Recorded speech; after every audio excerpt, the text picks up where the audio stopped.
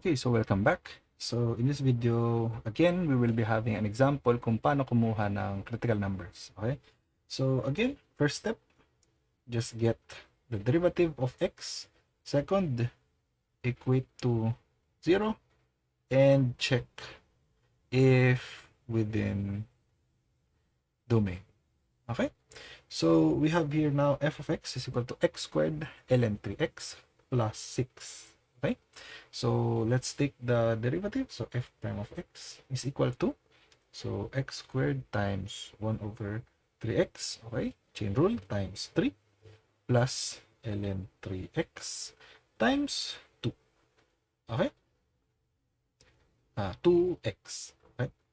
So let's simplify this. So f prime of x is equal to x plus 2x ln 3x. Tama? And I guess we can factor out x. So f prime of x is equal to x times 1 plus 2 ln 3x. Okay? So ngayon, we need to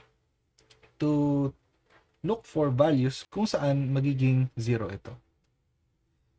Kung saan magiging 0 ito. No? So, ito, x is equal to 0, then the whole function becomes 0. Tama? And then, ito naman, we will be solving this. So, 1 plus 2 ln 3x is equal to 0. So, we can get 2 ln 3x is equal to negative 1. ln 3x is equal to negative 1 half. And then, just raise both sides to e. So, e. So, magiging 3x is equal to e to the negative 1 half. And x is equal to e to the negative 1 half all over 3. Okay? So now, again, we check if within the domain. No?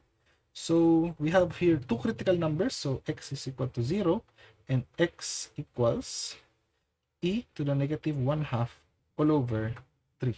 So yung original function natin, f of x is x squared ln 3x plus 6. And if we plug in x equals 0, magiging undefined yung ln natin, no? Kasi ln 0 is undefined. So meaning, x equals 0 is not a critical number. Okay? So meaning, yung critical numbers lang natin in this case would be x equals e to the negative 1 half all over 3. Okay? Kaya important na yung critical numbers natin ay i-check natin kung within the domain. Kasi hindi pwedeng maging critical number kung wala siya sa domain ng function itself. Okay? So, that is for our example ng critical numbers, and see you in the next videos.